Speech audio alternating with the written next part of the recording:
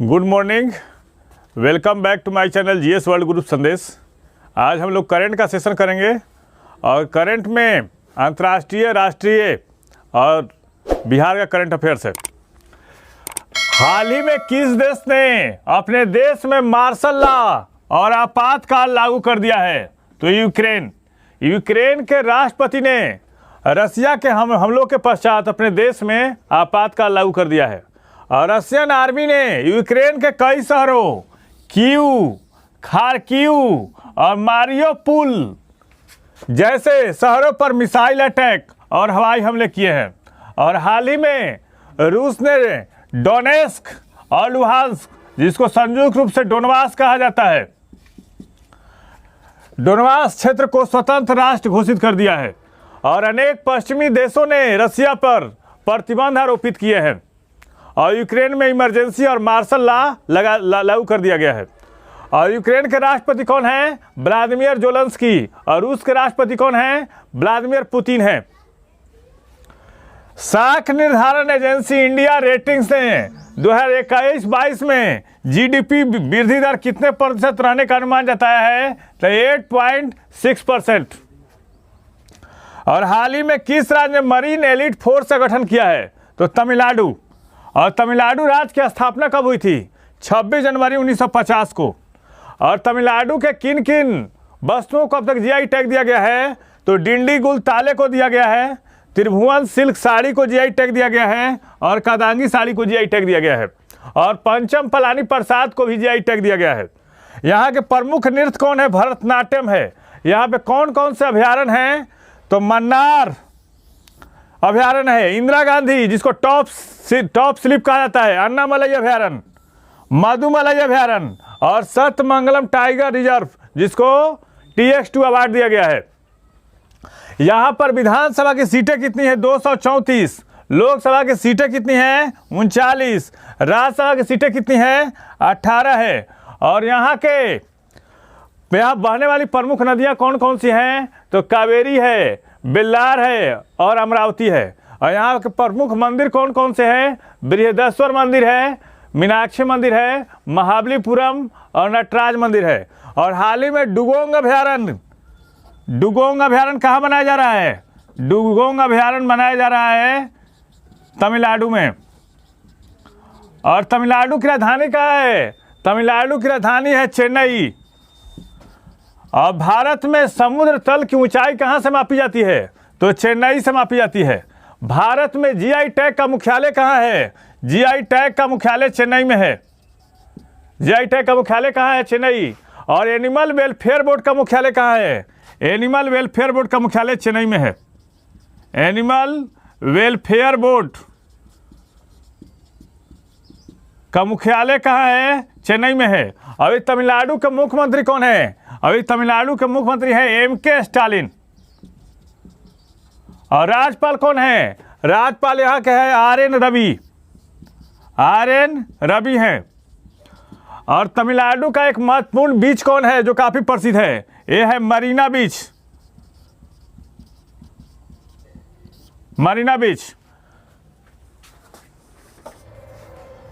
हाल ही में Thums up ने किसको अपना ब्रांड एम्बेसडर बनाया है? तो शाहरुख खान को।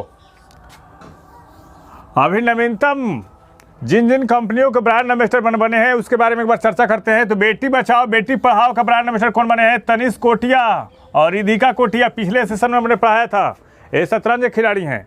गेमिंग F23 के ब्रांड एम्बेसडर कौन बने हैं? शाहरुख खान। और गेम्स 24x7 के ब्रांड एम्बेसडर कौन बने हैं? ऋतिक रोशन। और कृषि नेटवर्क के ब्रांड एम्बेसडर कौन बने हैं? पंकज त्रिपाठी। हाल ही में केंद्रीय बंदरगाह और जहाजरानी मंत्रालय ने ड्रेजिंग संग्रहालय का उद्घाटन कहाँ किया है? विशाखापत्तनम में। कहाँ पे? विशाखापत्तनम में। और केंद्रीय बंदरगाह और जहाजरानी मंत्रालय के मंत्री कौन हैं? सर्बानंद सोनोवाल हैं। इस संग्रहालय में विभिन्न प्रकार के ड्रेजर, पुरानी तस्वीरें और ड्रेजिंग का ऐतिहासिक मॉडल प्रदर्शित किए गए हैं इस संग्रहालय में। और ड्रेजिंग जल निकायों के नीचे से, ड्रेजिंग होता क्या है पहले इसके बारे में देखते हैं। ड्रेजिंग जल निकायों के नीचे से गाद जो नदियों और समुद्र में पाया जाता है, गाद और अन्य सामग्री हटाने की व्यवस्था जो होती है वो ड्रेजिंग कहलाती है। नदियों में night navigation mobile app launch करने वाला पहला राज्य कौन बना है? तो असम। और असम के राज्यपाल कौन है अभी? जगदीश मुखी हैं। और असम के मुख्यमंत्री कौन है? हेमंत बिश्व शर्मा। देहिंग पटकाई, काजीरंगा, मानस, नमेरी, अमचंग अभ्यारण्य कहाँ है? असम में है। चपनाला और हेफलौंग झील कहाँ है? चपनाला और हेफलौंग झील कहाँ है? असम में है। सतारिया लोक नृत्य कहाँ का है? सतारिया लोक नृत्य असम का है। कहाँ का है? सतारिया लोक नृत्य असम का है। बिहू, भगेली बिहू, ये कहाँ के त्यौहार हैं? ये असम का है। कहाँ का? असम का है।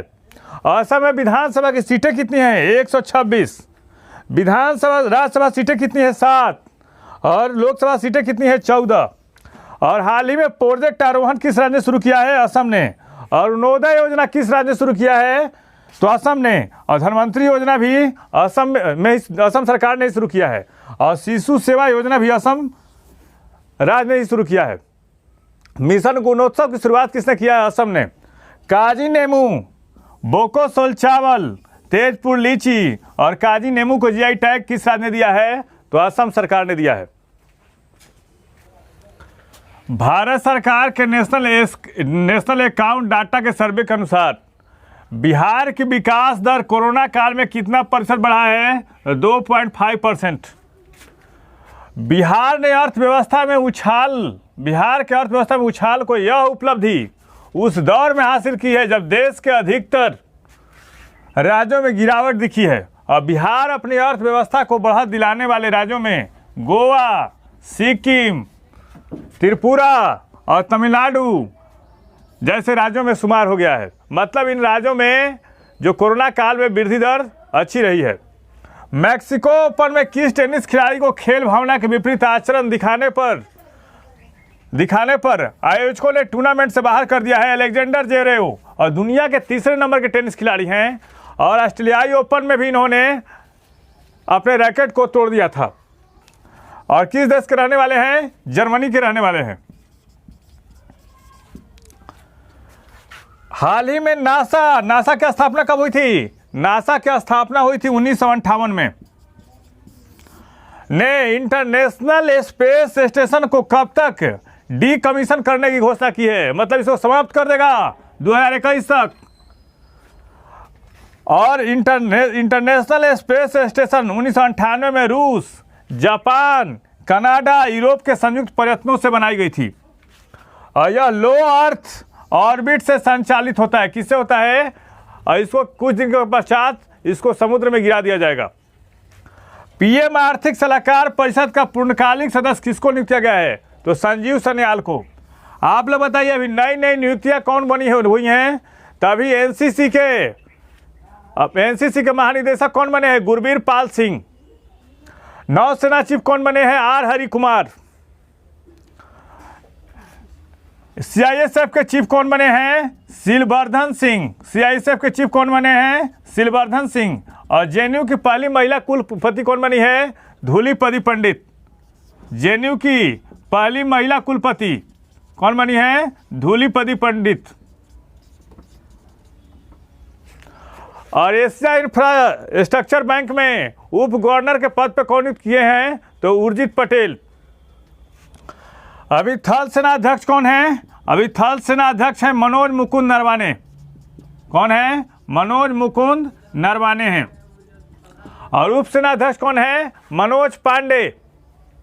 इस चैनल के माध्यम से सही विषयों का तत्परक विश्लेषण किया जा रहा है। आप इस चैनल से जुड़िए, लाइक कीजिए, सब्सक्राइब कीजिए और टेलीग्राम चैनल से जुड़िए। धन्यवाद।